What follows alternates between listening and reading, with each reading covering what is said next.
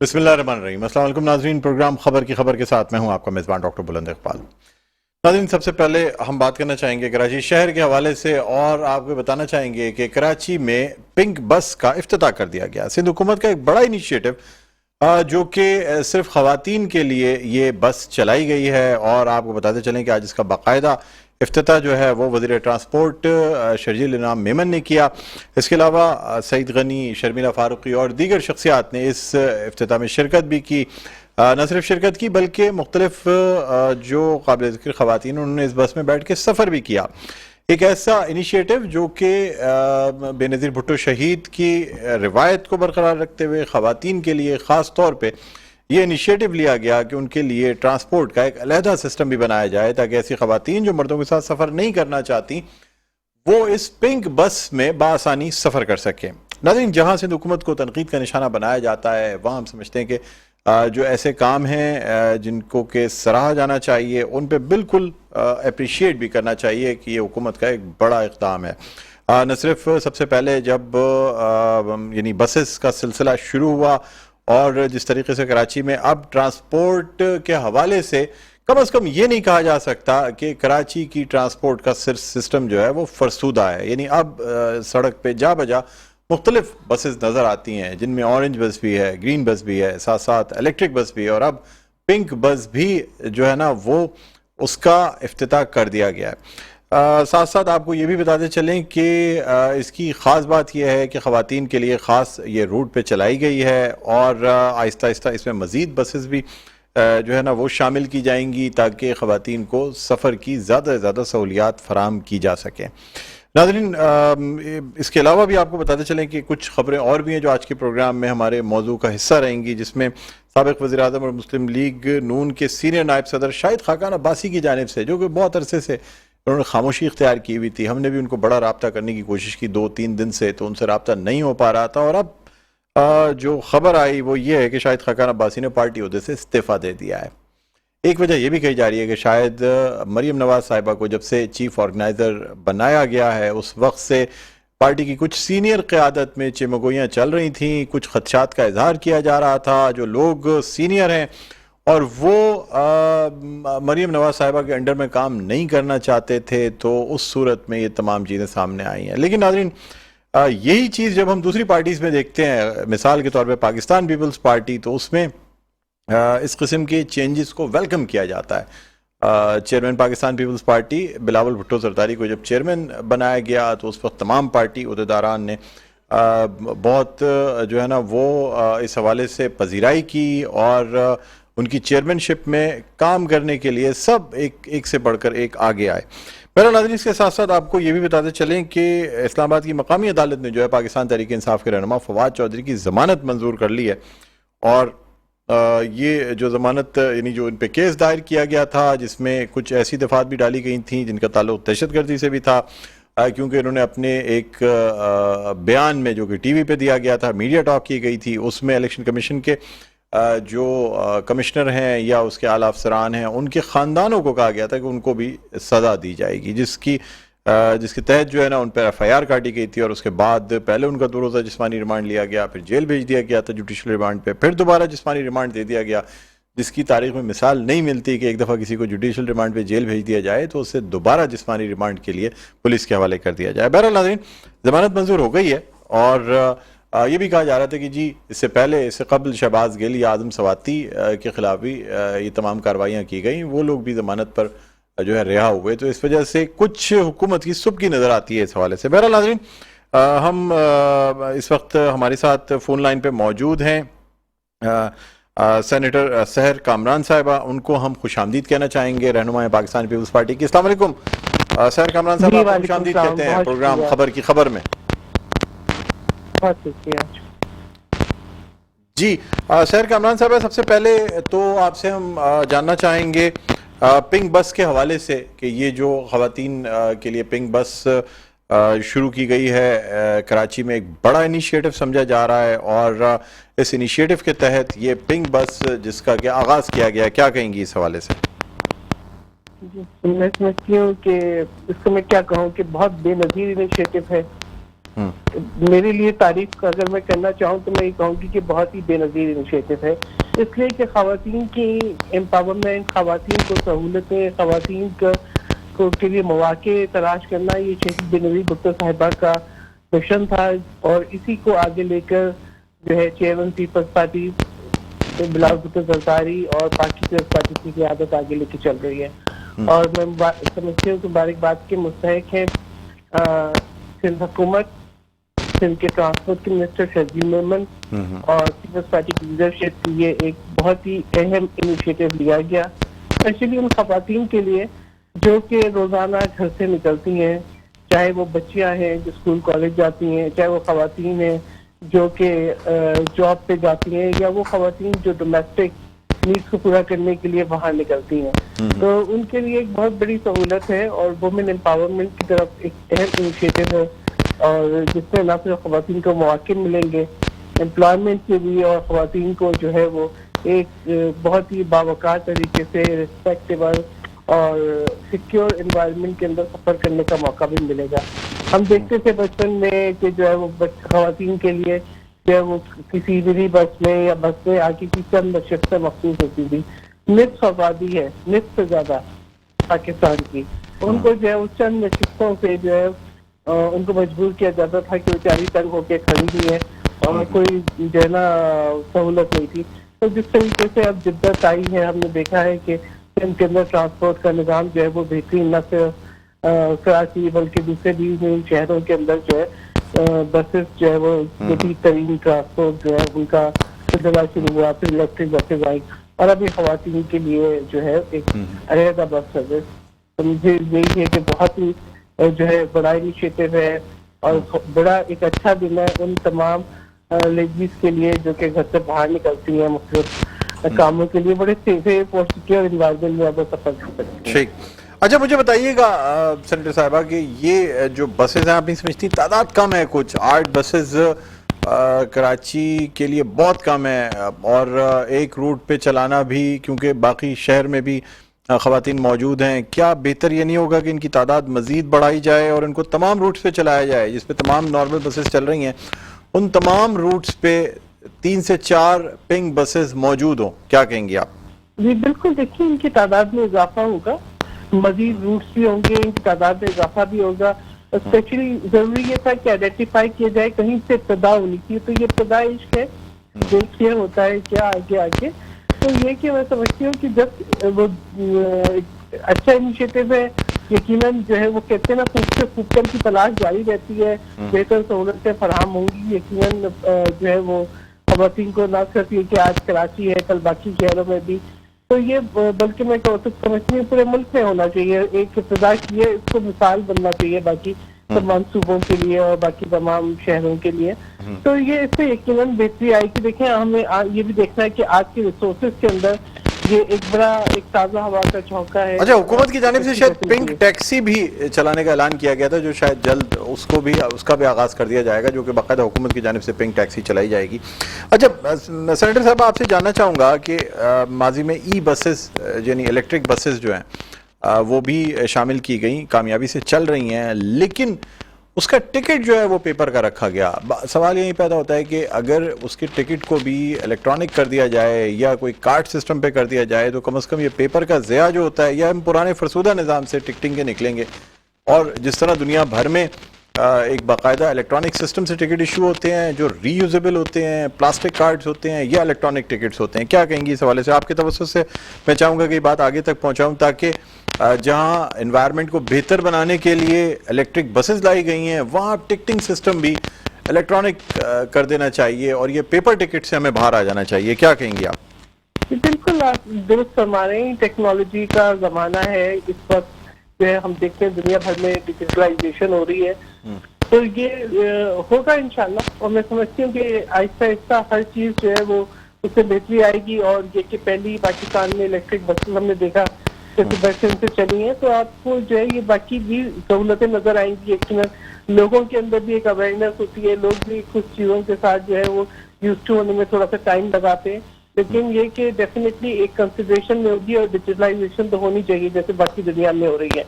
تو یہ فیسلٹی ہوگی، میں بھی ایک ٹکٹ کی بھی ضرورت نہیں ہوگی. اب تو آپ دیکھیں کہ لوگوں کے پاس سیل فونز ہیں، وہ اسکین جاتے ہیں، کارڈ پتہ لکھ جاتے ہیں، بہت سارے طریقے آ گئے ہیں جو ہے وہ پیمنٹ کے. تو وہ ڈیفینیٹلی اس کے اندر جو ہے وہ آہستہ آہستہ جدت آتی جائے گی اور ہم بھی بہتر نظام جو ہے وہ اختیار کریں گے.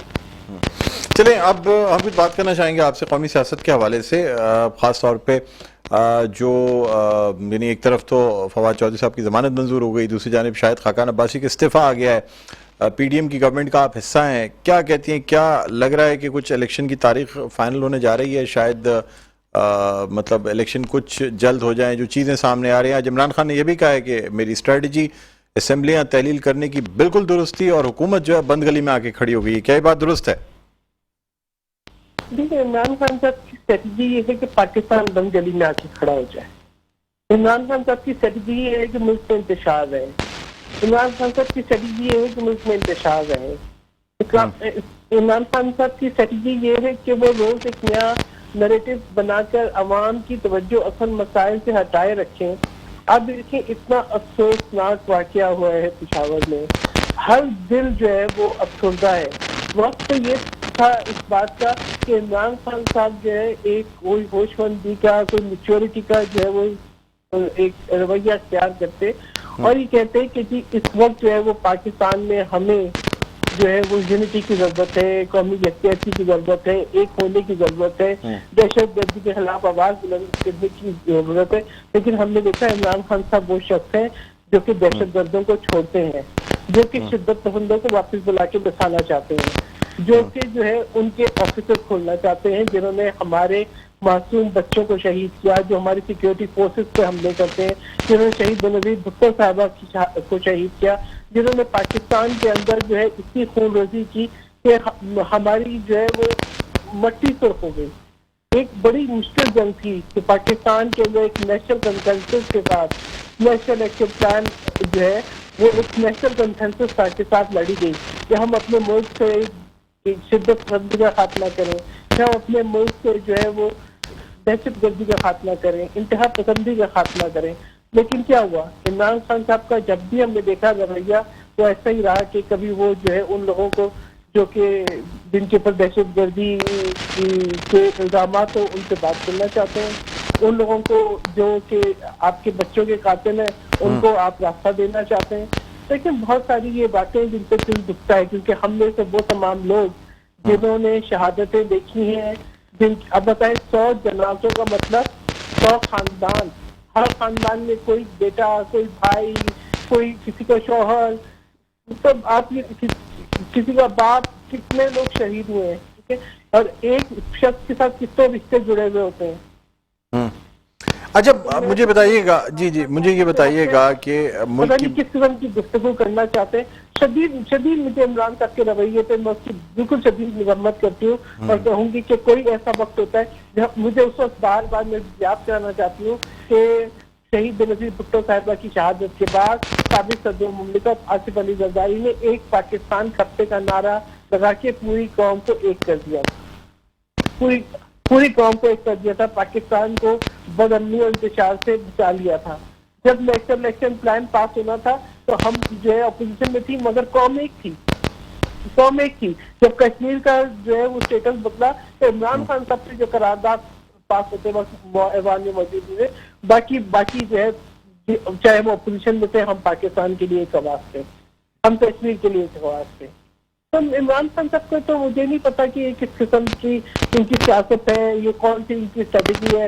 یہ الیکشن لڑنا چاہتے ہیں ایسے وقت میں جب ملک اکنامک کرائسس کا شکار ہے، یہ اس وقت الیکشن کرانا چاہتے ہیں، ان کو کسی پہ بھروسہ نہیں ہے، خود لڑنا چاہتے ہیں، اسمبلی میں بیٹھنا نہیں چاہتے ہیں، نہ ہی اپوزیشن میں لیڈر ہو کے بیٹھنا چاہتے ہیں، نہ ہی وزیر اعظم ہو کے بیٹھنا چاہتے ہیں. تب بھی مفروض ہے، یہ اب بھی مفروض ہے.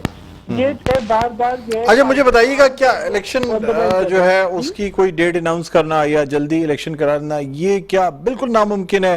حکومت کسی صورت اس حوالے سے نہیں سوچ سکتی؟ دیکھیں ظاہر سی بات ہے آپ کا جو اقتدار ہے اس کا عرصہ شاید کم ہو جائے، لیکن شاید ملک کو اسٹیبلٹی جو ہے نا وہ مل سکے. پھر جس کو بھی مینڈیٹ ملتا ہے وہ آگے ملک چلائے، چاہے آپ کو مینڈیٹ مل جائے، مسلم لیگ نون کو مل جائے، پی ٹی آئی کو مل جائے، لیکن کم از کم بین الاقوامی اداروں کو تو ایک اعتماد ہوگا نا. اس وقت جو غیر یقینی صورتحال ہے جس کی وجہ سے آئی ایم ایف بھی پوری طرح ہم سے مذاکرات میں سیریس نہیں ہے. یہ تمام چیزیں ڈیلے کی جا رہی ہیں, عوام پہ ٹیکسز, تمام چیزوں کا بوجھ بھی ڈالا جا رہا ہے. ایل پی جی کی جس طریقے سے قیمت راتوں رات بڑھائی گئی ہے, ایک نیا ٹرینڈ شروع ہو گیا ہے کہ رات کے وقت جو ہے وہ چیزوں کی قیمتیں بڑھا دی جاتی ہیں. کیا کہیں گی اس حوالے سے؟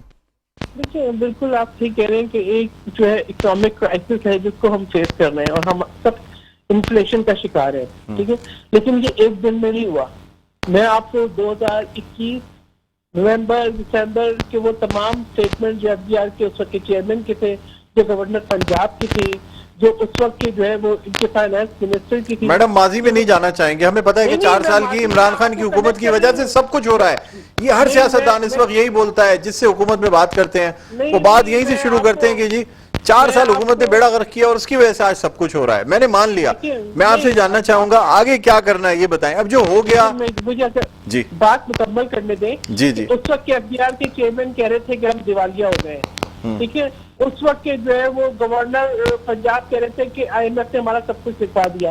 پھر ایک معاہدہ کر کے اس کو جو اس کو انڈرمائن کرنا, اس کے خلاف ورزی کرنا, اور ایک ڈسٹرسٹ بھی کریٹ کیا جس کو آج ہم سب فیس کر رہے ہیں. لیکن بات یہ ہے کہ ایک ملک میں آئین ہے نا, الیکشن بھی آئین کے مطابق ہوں گے. عمران خان صاحب تو اسمبلیوں کو کھلواڑا بنانا چاہتے ہیں. آپ مجھے بتائیں کہ آپ کے پاس کون سی ایسی گارنٹی ہے جو آپ بتائیں کہ عمران خان صاحب جو ہے وہ الیکشن اگر ہار گئے تو وہ قبول کر لیں گے, جیت گئے ان کو ان کی مرضی کی میجورٹی نہیں ملی تو تب قبول کر لیں گے, ان کو میجورٹی مل گئی تو تب وہ پارلیمان کو وقار دے دیں گے. مجھے آپ یہ بتائیں نا کہ کون سا ایسے آپ کے پاس کوئی مثال ہے کہ 2014 میں جب عمران خان صاحب دھرنے میں بیٹھے رہے اور انہوں نے کہا ہنڈی سے پیسہ بھیجو, تب عمران خان صاحب کو کیا پرابلم تھی؟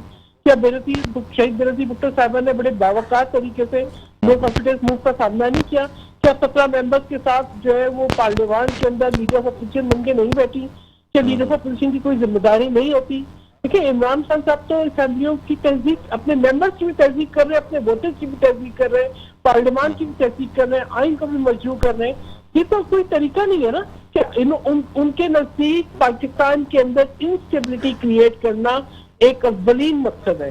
اب ان کی پوری اچھا آپ کہہ رہی ہیں کہ آئین کے مطابق جو مدت ہے اس میں یعنی جو جب ٹائم ہوگا اسمبلیاں پوری کر لیں گی اس وقت انتخابات ہوں گے. دوسری جانب ہونا ہی جو نہیں اب جو مڈ ٹرم الیکشن جو اسمبلیاں تحلیل ہوئی ہیں اس کے حوالے سے بھی کہا جا رہا ہے کہ شاید پنجاب کے انتخابات کو کسی نہ کسی طرح ملتوی کرایا جائے اگر کے پی کے انتخابات ملتوی نہ ہو سکے. کیا کہیں گی اس حوالے سے؟ اور اس کا جو سبب بتایا جا رہا ہے وہ یہ کہ مردم شماری ہے, الیکٹرک مردم شماری, باقاعدہ اس کو کمپیوٹرائز طریقے سے کرنا ہے, پھر حلقہ بندیاں ہونی, یعنی سال 6 مہینہ اس میں لگ جائے گا. اور یہ کہا جا رہا ہے کہ جی آئین میں صرف 90 دن میں الیکشن کرانے کا لکھا ہے, نہ کرایا جائے تو اس پہ تو کچھ نہیں لکھا ہوا کہ نہ کرایا جائے تو کیا ہوگا. کیا کہیں گے آپ؟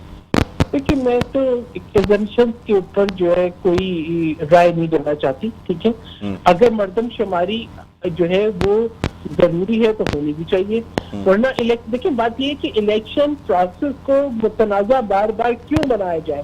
ہمیں یہ پتا ہے کہ ہماری جو ہے بڑے تحفظات تھے پرانی مردم شماری پہ, اور ایک معاہدہ سائن ہوا تھا کہ جی نئے الیکشن کے وقت میں نئی مردم شماری ہوگی, اور اس کے بعد جو ہے ہم نے دیکھا کہ جو ہے وہ ایک کے بعد مختلف جماعتوں کی طرف سے تحفظات اٹھتے رہے, ٹھیک ہے نا. الیکشن پروسیس کے لیے ایک جو مردم شماری ہونی چاہیے وہ ہونی بھی چاہیے, کیوں نہیں ہو.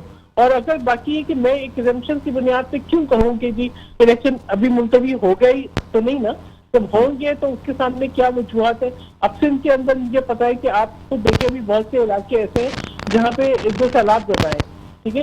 ابھی ہم اگر ملک کے اندر معیشت کو دیکھیں تو دیکھیں ہر چیز اگر جو ہے وقت پر ہوگی تو پیپلز پارٹی کو آپ دیکھیں کہ قومی اسمبلی کی جن نشستوں کے اوپر الیکشنوں کا اناؤنس ہوا ہے, ہم پارٹیسپیٹ کر رہے ہیں. پیپلز پارٹی ہمیشہ جمہوری پروسیس کا حصہ بنی ہے, اور جب بھی الیکشن اناؤنس ہوں گے ہم جمہوری پروسیس کا حصہ بنیں گے.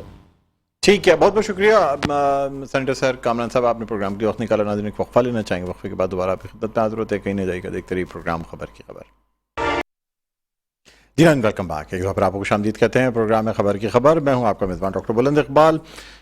ناظرین آپ کو بتاتے چلیں کہ آج کی جو ڈیولپمنٹس ہے اس پہ بات کی جا رہی ہے, اور خاص طور پہ جس طرح سے آج شاہد خاقان عباسی صاحب کا بھی استعفیٰ سامنے آیا ہے. دوسری جانب عمران خان نے یہ کہا ہے کہ جی جو استعفیٰ ان کا جو انہوں نے اسمبلیاں تحلیل کی وہ بالکل درست فیصلہ تھا, جس کی وجہ سے حکومت جو ہے وہ بند گلی میں آ کے کھڑی ہو گئی. تیسری جانب جو فواد چودھری صاحب جن کو کہ جوڈیشل ریمانڈ پہ جیل بھیج دیا گیا تھا ایک روز قبل, آج ان کی ضمانت بھی منظور کر لی گئی ہے. ان حوالوں سے بات کرنا چاہیں گے. اس وقت ہمارے ساتھ موجود ہیں نصرت واحد صاحبہ, رہنما پاکستان تحریک انصاف کی اور سابق MNA ہیں, اور ان کو ہم خوش آمدید کہتے ہیں پروگرام میں. السلام علیکم. جی وعلیکم السلام. جی نصرت واحد صاحبہ, آپ نے ڈیولپمنٹس آج کی دیکھی ہوں گی, اور گو کہ اپنی جگہ یہ تمام چیزیں ڈیولپمنٹس ہیں, لیکن حکومت اب بھی لگتا ہے کہ مطمئن ہے کہ الیکشن جو ہے وقت سے پہلے نہیں کرائے جائیں گے. حالانکہ شاید جب یہ 33 لوگوں کا استعفیٰ منظور کیا گیا تھا تو سمجھا جا رہا تھا کہ شاید یعنی جو الیکشنز ہیں وہ کچھ وقت سے پہلے ہو جائیں, لیکن حکومت کا کہنا یہ بھی ہے کہ جب ایک حکومت جو کہ تحریک عدم اعتماد قانونی طور پر لا کے اور اس کے بعد برسر اقتدار ہے تو وہ کیوں ایک دن پہلے بھی اپنا اقتدار چھوڑے, کیا کہیں گے آپ؟ جی بسم اللہ الرحمن الرحیم. بہت شکریہ ڈاکٹر صاحب اپنے پروگرام میں انوائٹ کرنے کا. مجھے دیکھیں جس وقت سب سے امپورٹنٹ چیز ہے نا وہ یہ ہے کہ کیا ہمیں ملک اجازت دے رہا ہے, ملک کے حالات اجازت دے رہے ہیں کہ ہم اس حکومت کو کنٹینیو کریں, کیونکہ آپ نے دیکھ لیا 8-9 مہینوں میں کیا سے کیا ہو گیا. جو چلتی ہوئی حکومت, جو ترقی کرتی ہوئی حکومت, جو دنیا میں نام بناتی ہوئی حکومت, عزت بڑھتی ہوئی حکومت, اور انڈسٹریز آپ کی 100% پہ جا رہی ہیں, آپ کی ریمیٹنس اتنی تیز ہو رہی ہیں, آپ کے ڈیم بننے شروع ہو گئے 40 سال بعد, لوگوں کو تقریباً 50,000 نوکریاں مل رہی تھیں, پتہ نہیں اور کیا کیا بہت ساری ایسی چیزیں تھیں جو کہ ہو رہی تھیں. لیکن پتہ نہیں کس کے دماغ میں یہ فطور آیا کہ اس حکومت کو ہٹا کے ان کو لے آنا چاہیے, کیونکہ جو اس میں بہت امپورٹنٹ چیز ہے وہ یہ ہے کہ کیا ہم اس بات پہ راضی تھے کہ ہماری حکومت امریکہ کو اجازت دے کہ وہ ہماری زمین سے آ کے ڈرون حملے کرے کسی اور ملک پہ. تو اس بات کی جب اجازت نہیں مل رہی کہ ہم اپنی زمین استعمال نہیں ہونے دیں گے, کیونکہ پہلے بھی ہم فرائی جنگ میں آپ کو پتہ ہے 75-80 ہزار کے قریب لوگ اپنے کھو چکے تھے, اور پھر ٹیررزم کا جو ایک نیا سلسلہ شروع ہوا تھا وہ ختم ہونے کا نام نہیں لے رہا تھا. لیکن الحمدللہ میں آج بھی یہی بات کہوں گی کہ ہمارے 3-3.5 سال میں نہ صرف یہ کہ نہ دھماکے ہوئے, نہ چوریاں ہوئی, نہ سوسائڈ بامبر آئے, نہ اس طرح جس طرح کراچی کی حالت آپ دیکھ رہے ہیں وہی پورے پاکستان میں پھیل رہا ہے. آج ہی مجھے کوئی بتا رہا تھا کہ اسلام آباد میں صرف اس ایک 7-8 مہینوں میں کوئی 3,000 پولیس والے اور باقی لوگ کچھ شہید ہو چکے ہیں, زخمی ہو چکے ہیں. تو یہ جو ساری جسے کہنا چاہیے نا بے چینی جو ملک میں پھیل گئی ہے وہ صرف اس وجہ سے ہے کیونکہ کوئی اسٹیبل گورنمنٹ نہیں ہے. 13 جماعتیں اگر مل کے ایک حکومت بنائیں گی تو مجھے بتائیے جن کے نہ آئیڈیاز ملتے ہیں, نہ ان کا منشور ایک جیسا ہے, نہ ان کے خیالات ایک جیسے ہیں. پچھلے دور میں آپ نے دیکھا کہ نیب بنائی گئی اور یہی دونوں حکومتیں ایک دوسرے کے اوپر الزام لگاتی تھیں, انہیں مقدمے چلاتی تھیں, قید کر دیتی تھیں, اور کیا کیا زرداری صاحب نے 11 سال کی سزا سہی اور پھر کس طرح ان کی زبان کاٹی گئی. تو یہ ساری چیزیں موجود تھیں اور موجود ہیں, لیکن اس وقت صرف اس لیے کہ ایک آدمی ان کے سامنے کھڑا ہے, وہ کہتا ہے جی میں نعرو نہیں دوں گا, میں ان سے بات چیت نہیں کروں گا کیونکہ یہ لوگ کرپٹ ہیں. اور اس میں کوئی بھی ایسی جھوٹ بات نہیں ہے, غلط بات نہیں ہے. ہم سب کو پتا ہے کہ کون سچا ہے اور کون جھوٹا ہے, کون کیا کیا باتیں کر رہا ہے. آج بھی آپ نے دیکھا وہ جو آئی ہیں اپنی سرجری کروا کے وہ کیا باتیں کر رہی ہیں, ان کے ساتھ رانا ثناء اللہ صاحب کھڑے ہو کے کیا باتیں کر رہے ہیں. وہ ایکچولی الزام دینا چاہ رہے ہیں کہ ہم تو تیار ہیں الیکشن کے لیے لیکن الیکشن کمیشن تیار نہیں ہے. تو وہ ظاہر ہے وہ سب ملے ہوئے ہیں آپس میں, جو کچھ بھی ہو رہا ہے. کراچی کے الیکشن آپ نے دیکھ لیا کس قسم کی صورتحال ہے. تو اب مسئلہ سارا یہ ہے کہ اگر وہ ارلی الیکشن, ارلی تو خیر نہیں, اب تو ٹائم ہو ہی گیا تقریباً, تو اگر الیکشن ہو جاتے ہیں ان کے بجٹ سے پہلے یا بجٹ کے بعد بھی, بجٹ کس چیز کا کریں گے, یہ کیسے کریں گے؟ پورا ملک قرضوں میں ڈوب گیا ہے. جو IMF سے پیسہ ملتا ہے وہ اللہ جانے کہاں جاتا ہے. آپ یہ دیکھیں جو سندھ میں سیلاب آیا اور اس کی امداد, اب آن لائن کمبل مل رہے ہیں, بلینکٹس آپ کو پتہ ہے خریدے جا رہے ہیں. وہ مطلب وہ چیزیں جو مدد کے لیے ملی تھی, ایک دن میں 4 جہاز آ کے رکتے تھے کراچی ایئرپورٹ پہ, اور وہ کہاں گئی چیزیں کسی کو خبر نہیں ہے, یا وڈیروں کے گھر میں, یا DC صاحب کے گھر میں یا کمشنر صاحب کے گھر میں، اب وہ جو ہے وہ آن لائن بک رہے ہیں. تو یہ کیا چیزیں ہیں مجھے بتائیں، اس طرح کیسے؟ اچھا مجھے بتائیے کہ کراچی میں جو پنک بس کا افتتاح کیا گیا ہے، کیا کہیں گے اس حوالے سے؟ ایک بڑا انیشیٹو ہے، خواتین کے لیے بسز چلائی گئی ہیں، کم از کم چلیں کچھ نہ ہونے سے کچھ ہونا بہتر ہے. آپ لوگوں کی گورنمنٹ میں امید کی جا رہی تھی کہ شاید گرین لائن بسز چل جائیں، باقی چیزیں چل جائیں، لیکن شاید آپ نے یہی ہمیشہ آپ کی حکومت نے کہا کہ نہیں جی سندھ حکومت کو کرنا ہے، ہم کر ہی نہیں سکتے ان حوالوں سے. لیکن کام ہوئے ہوئے تھے سارے، ایسا نہیں تھا کہ نہیں ہوئے ہوئے تو. لیکن بات یہ ہے کہ پنک بس انہوں نے چلائی، بہت اچھا کیا. یہ آفس ٹائمنگ کے لیے خواتین کے لیے بس ہے، تو کیا باقی وقت میں وہ بس کھڑی رہے گی؟ کیونکہ بہت ہی اس پہ پیسے لگے ہیں ان بسوں میں. تو یہ کیا صبح آفس لے کے جائے گی اور شام کو آفس سے لے کے آئے گی، اس کے علاوہ وہ کھڑی رہے گی؟ تو یہ بھی تھوڑا بہت کوئی ایکسپلین کر دیتا. آپ کے خیال میں نہیں چلانی چاہیے تھی؟ آپ کہہ رہی ہیں کہ پیسے کا ضیاع ہے. چلانی چاہیے. میڈم ایک بات کریں نا، یا آپ کہیں کہ اچھی چیز ہے، یا آپ کہہ رہی ہیں کہ پیسہ بہت لگا اور بسز کھڑی رہیں گی؟ میں اس بات سے وہ نہیں کر رہی ہوں کہ وہ اچھی چیز نہیں ہے، اچھی بہت اچھی چیز ہے. تو ہمارے یہاں بسز میں آپ کے خیال میں خواتین صرف آفس آورز میں سفر کرتی ہیں عام حالات میں؟ انہوں نے کہا ہے، انہوں نے خود کہا ہے آفس آورز کے لیے استعمال میں نے تو نہیں کہا یہ بات. یہ تو شجیل میمن یا کون جو بھی بات کر رہا تھا اس نے کہی تھی یہ والی بات، وہ میں نے سنی تھی.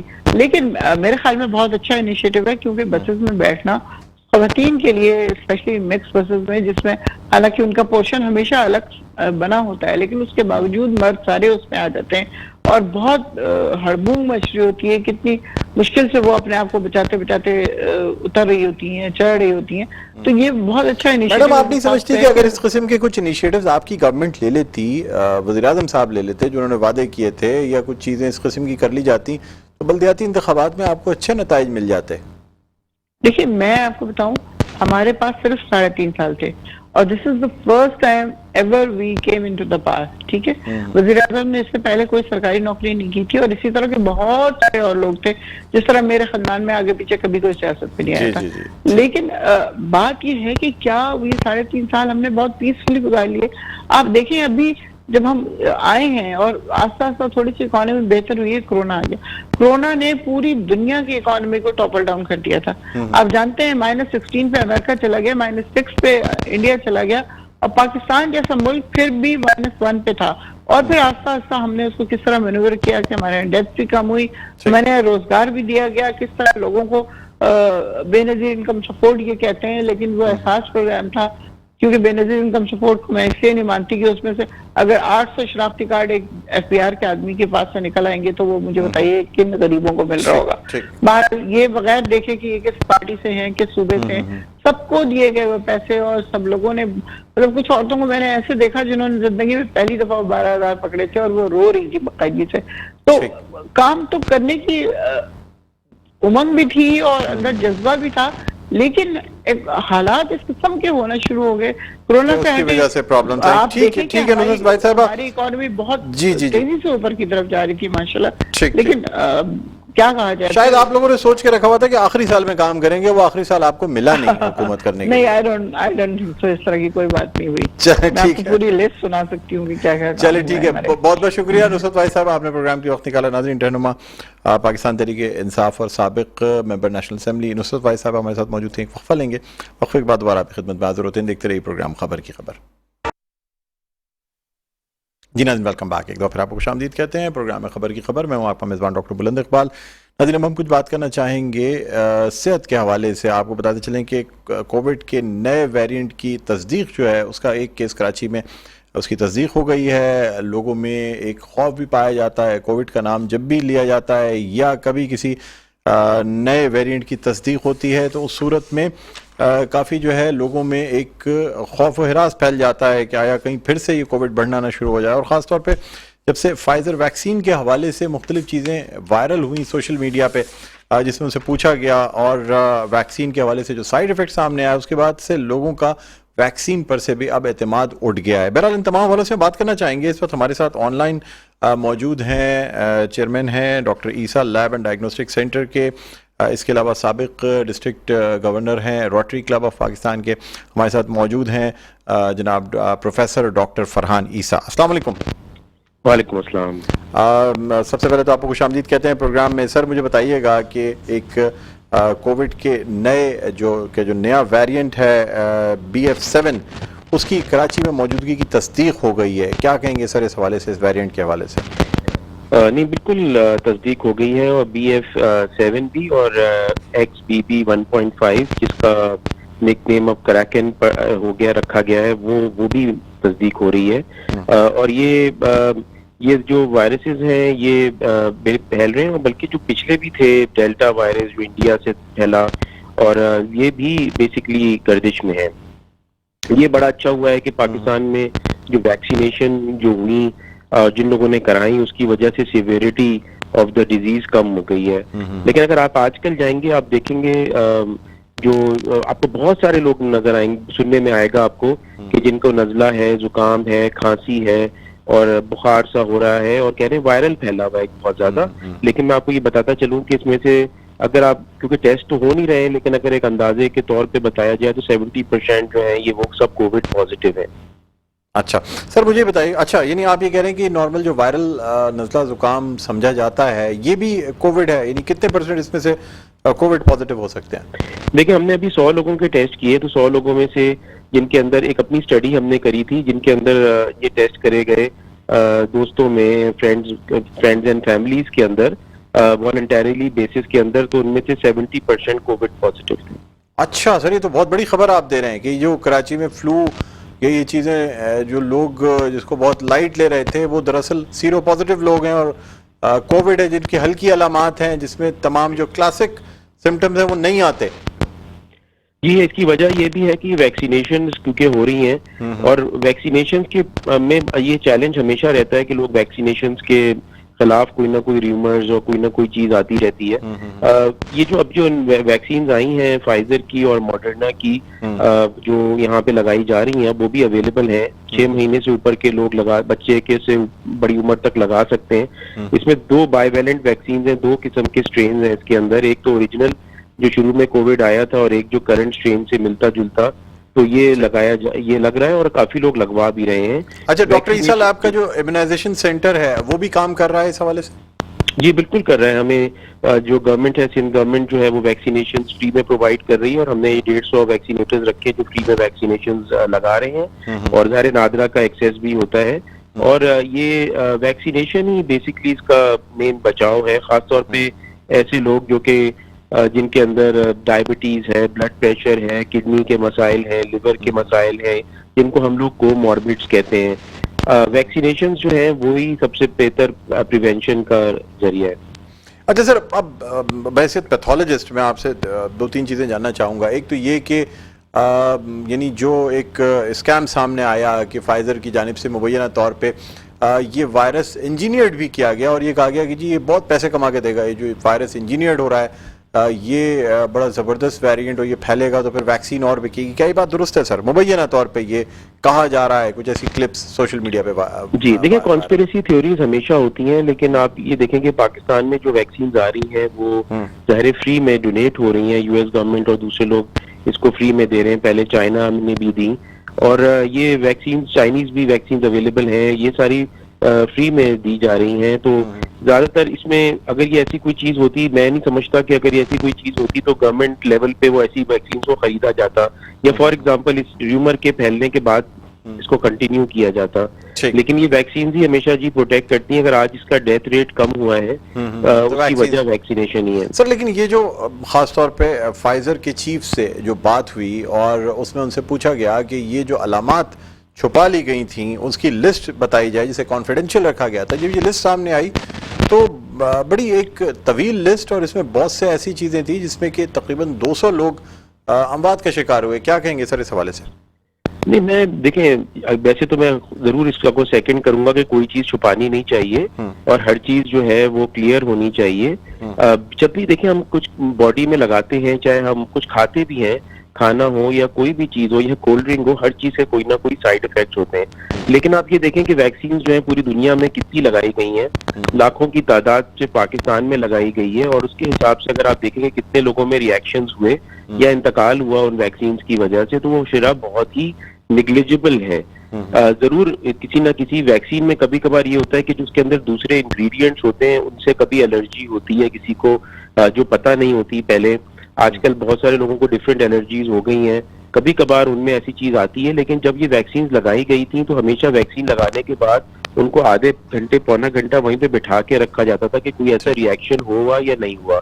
تو آپ نے بھی دیکھا ہوگا پاکستان میں جب بھی یہ ویکسینیشن لگی، ایون کراچی کے ایکسپو سینٹر میں بہت بڑا ویکسینیشن سینٹر بنا تھا، یا ہمارے پاس تو جتنے بھی ویکسینیشن لگائی، ہم تو شروع سے فری ویکسینیشن لگا رہے ہیں، ہمارے پاس تو ایک بھی کیس آف ریئیکشن نہیں آیا.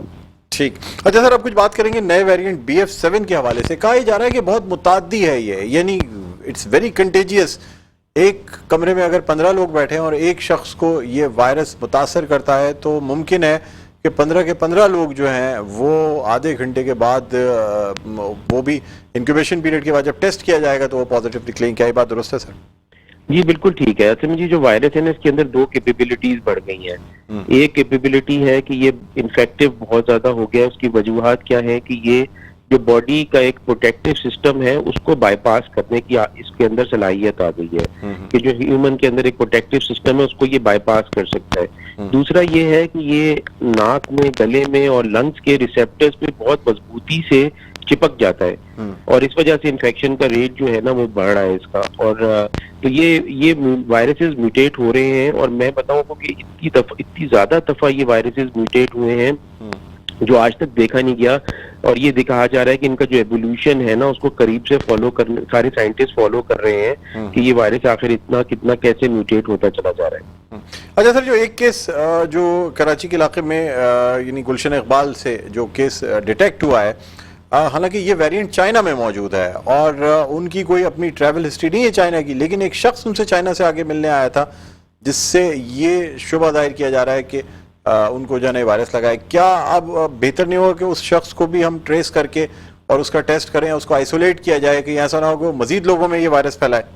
بالکل ایسے ہی. ایسے میں بہت سارے لوگ جو ہیں وہ وائرس کو کیری کر رہے ہوتے ہیں لیکن ان کے اندر علامات نہیں ہوتی تو وہ نارمل لگ رہے ہوتے ہیں. نہ ان کے اندر نہ نزلہ ہوتا ہے، نہ کھانسی ہوتی ہے، نہ بخار ہوتا ہے، اور وہ بس کیریئر کے سارٹ آف پھیل رہے ہوتے ہیں اور وہ لوگوں سے مل رہے ہوتے ہیں.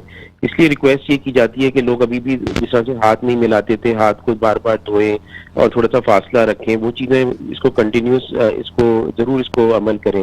ابھی چائنا کے اندر جو ہے وہ ان کی ہالیڈیز تھی، نیو ایئر بنایا جا رہا تھا ان کا، اور کافی چائنیز ابھی واپس آئیں گے تو یہ چیلنجز ہمارے پاس آئیں گے. ہمیں ان چیلنجز سے کو بیئر کرنے کے لیے اب جو اچھی کووڈ پالیسیز بنائی گئی تھیں، ماسک پہننا، اگر بیماری فیل ہو رہی ہے تو باہر نہ نکلیں. ابھی بھی لوگوں کو نزلہ زکام کھانسی ہوتا ہے، وہ ٹیسٹ بھی نہیں کراتے، وہ کہتے ہیں تو ہلکا سا فلو ہے، کل تک ٹھیک ہو جائے گا. ہم باہر چلے جاتے ہیں، شادیوں کو اٹینڈ کرتے ہیں، اور اسی وجہ سے یہ چیزیں پھیل رہی ہیں. آپ جہاں جائیں گے آپ کو ایسے لوگ نظر آئیں گے جو جن کے اندر یہ سائن سمٹمز ہوں گے، اور اس میں زیادہ چانسز ہیں کہ وہ کووڈ ہی کے ہیں.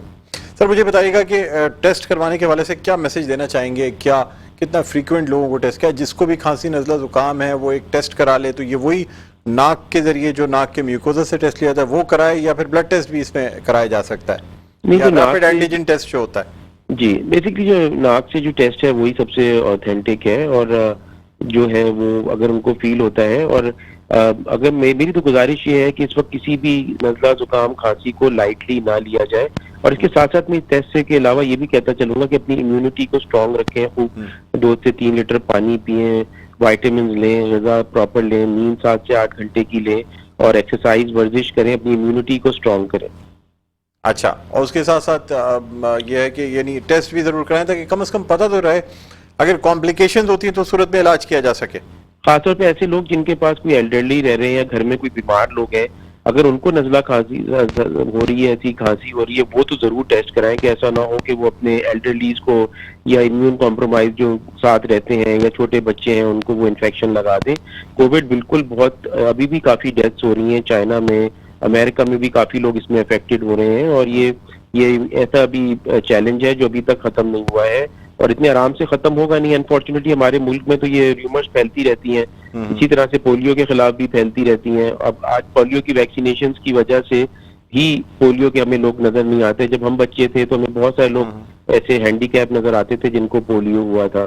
یہ ویکسینیشنز جو ہیں وہ بہت امپورٹنٹ ہیں اور ہمیں سوچ سمجھ کے ان چیزوں کو ایکسیپٹ کرنا چاہیے.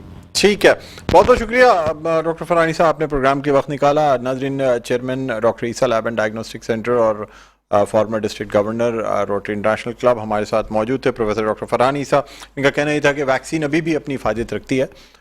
ویکسین ضرور چاہے چائنیز لگوائیں کوئی بھی لگوائیں لیکن کم از کم کمپلیکیشنز کم کی جا سکتی ہیں. بہرحال ناظرین پروگرام کا وقت اپنے اختتام پر پہنچتا ہے. مجھے بلند اقبال کو اجازت دیجیے. اپنا بہت خیال رکھیے گا. اللہ حافظ.